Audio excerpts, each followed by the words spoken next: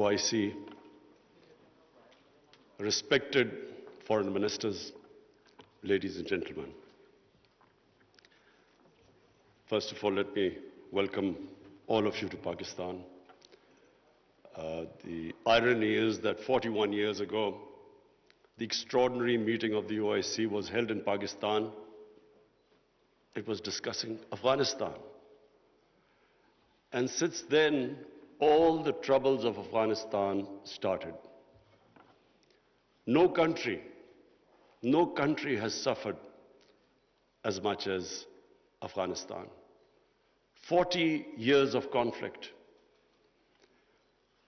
And then add to it recently prolonged drought, 75% of the people living off the land. And then, even before 15th of August, half the population below the poverty line. Years of corrupt governance. 75% of the budget supported by foreign aid.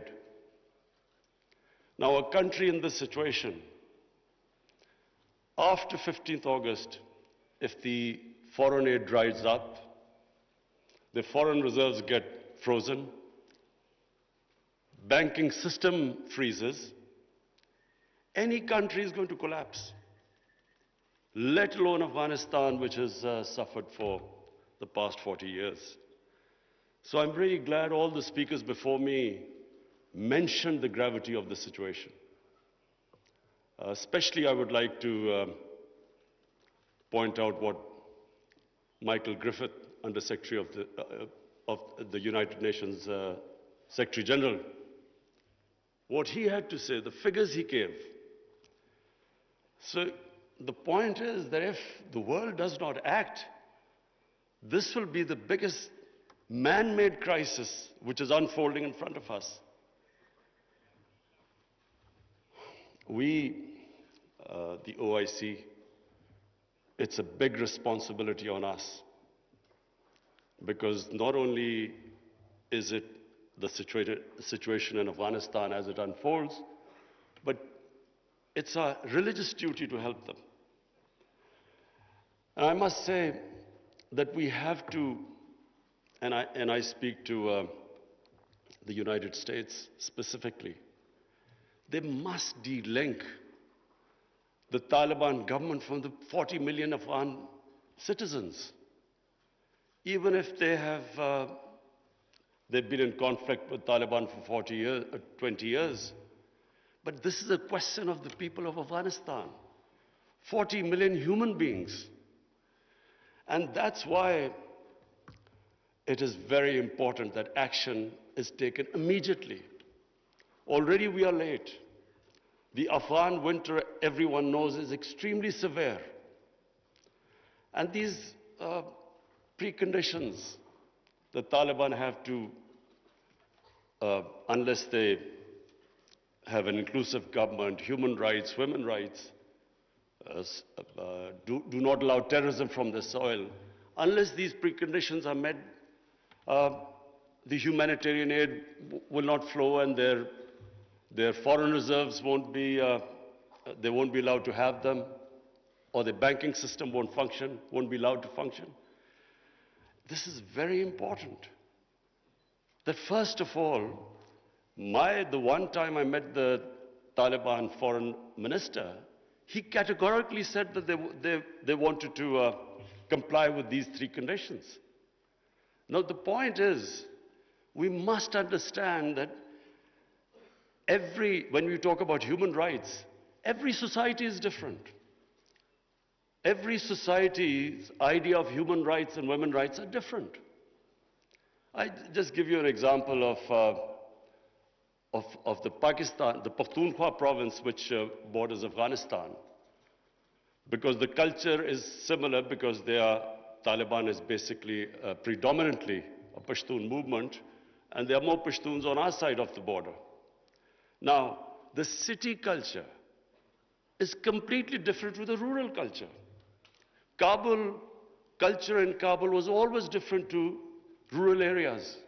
Just like in Peshawar, it is completely different, the culture, to the district adjoining the Afghanistan border. So I give you an example. We give stipends to the child's parents to put the girls into school. But in our tribal districts or the district adjoining Afghanistan, if we are not sensitive to the cultural norms of those people, even with stipends, they won't send their girls to school. But if we are sensitive to their cultural norms, without stipends, they're willing to send their girls to school. So this sensitivity, I'm afraid, when we are talking about human rights and women's rights, we have to be sensitive about this. But my big worry is that unless action is taken immediately, and I mean immediately, because we've been saying this for now 2-3 months, unless action is taken immediately, Afghanistan is heading for chaos. Any government, when it can't pay its salaries of its public servants, hospital, doctors, nurses, any government is going to collapse. But chaos suits no one. It certainly does not suit the United States. Because what if there's chaos there, and chaos means the inability, if the Afghan government does not have the ability to fight terrorism. And we know ISIL is now a threat. It has been a threat. We have had attacks from Afghan border, from ISIL into Pakistan. So the only way you can control what is, and ISIL is capable of international terrorism.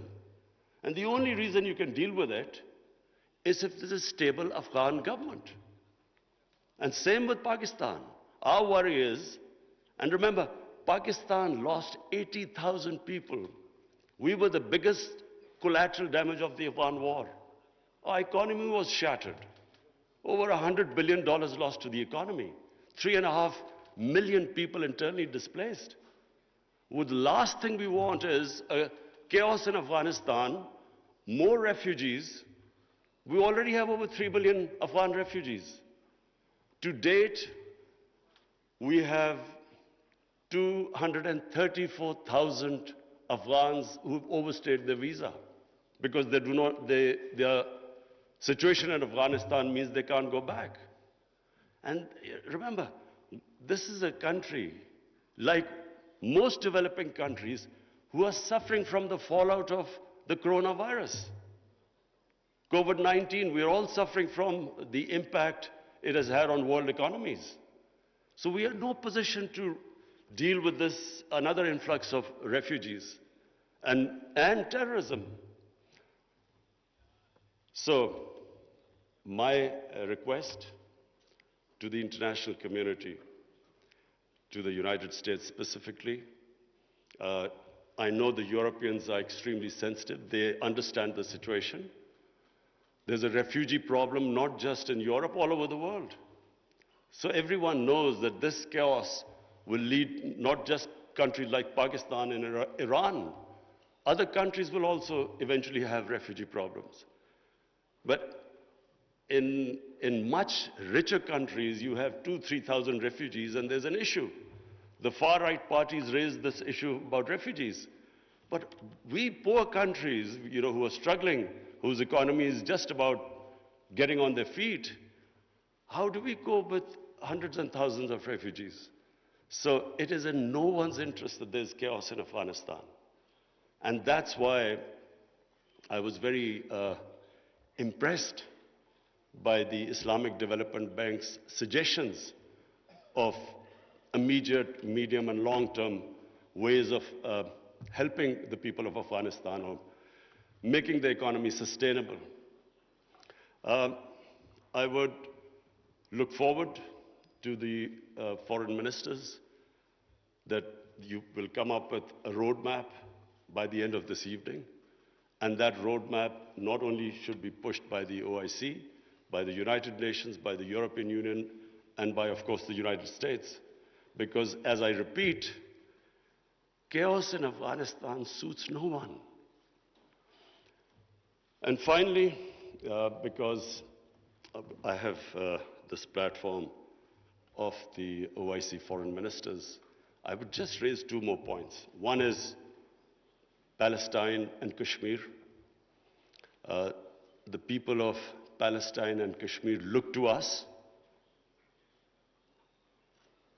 They want to see a unified response from us about their human rights, about their democratic rights, rights which United Nations Security Council resolutions have given them, and unfortunately not implemented. We should, on every forum, raise our voices and a unified stance. And lastly, I want to talk about Islamophobia. Unfortunately, the refugee crisis in Western countries has exacerbated Islamophobia. Islamophobia really started reaching a dangerous levels after 9/11, when terrorism and Islam were connected. When terms like radical Islam came, they connected somehow. Islam was responsible for terrorism and radicalization. So this connection has made life difficult for people living in Western countries, Muslims living in Western countries.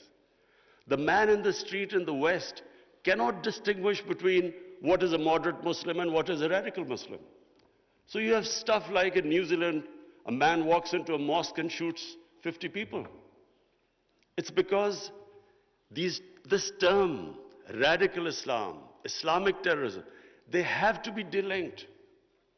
And secondly, the reason for Islamophobia is people in the West do not understand when our Prophet Muhammad sallallahu alaihi wasallam is mocked or ridiculed or insulted. They can't understand the reaction amongst the Muslims because their attitude to religion is different to ours. So it's very important for the OIC to play its part in explaining to the Western world on forums like European Union, United Nations, their think tanks, making them understand, rather than this gap growing between Muslims and non-Muslims because of inability to understand Islam. It is our responsibility in the OIC that we make them understand. We have in Pakistan formed an authority. It's called Rahmatul Alameen Authority. The purpose is to have top Pakistani scholars in this authority who coordinate with Muslim scholars all over the world. And one of the objectives of this Rahmatul Alameen Authority is that there should be a considered intellectual response when things like a cartoon appears insulting our Holy Prophet, peace be upon him. There should be a proper response from scholars to make them understand why Muslims react, that the love and reverence we have for our Holy Prophet, peace be upon him, because they don't understand this. And secondly, to make them understand that our Holy Prophet was called Rahmatul Alameen. He was to bring mercy for mankind. He was not called Rahmatul Muslimeen. He was not just for Muslims. Just like our God, Allah, is God of all human beings. So, our Prophet united human beings. His whole message was of love. But this is not, the people in the West do not understand this. There is so much propaganda against Islam. And unfortunately, we do not have a coherent and an intellectual, scholarly response to this. So one objective of this authority is to, in coordination with all the Muslim scholars, we will respond, and we would like the OIC Secretary General also to know about this response. We will consult you. And whenever anything happens, there should be a proper response to that. But secondly, it's also for my own country, because we feel that we can raise the morality and the ethics of our society by making people understand the seerat of the Prophet, his teachings, to raise the ethical standards in our country, and at the same time unite our people. Because unfortunately, religion is used by elements in our society to divide people, spread hatred. The whole idea is to unite human beings under the teachings of our Prophet. So finally, I again welcome all of you.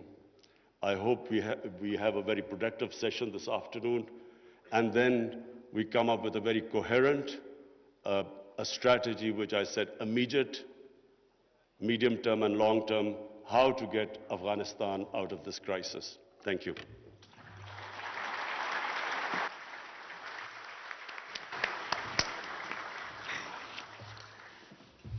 Thank you very much, Prime Minister, for your gracious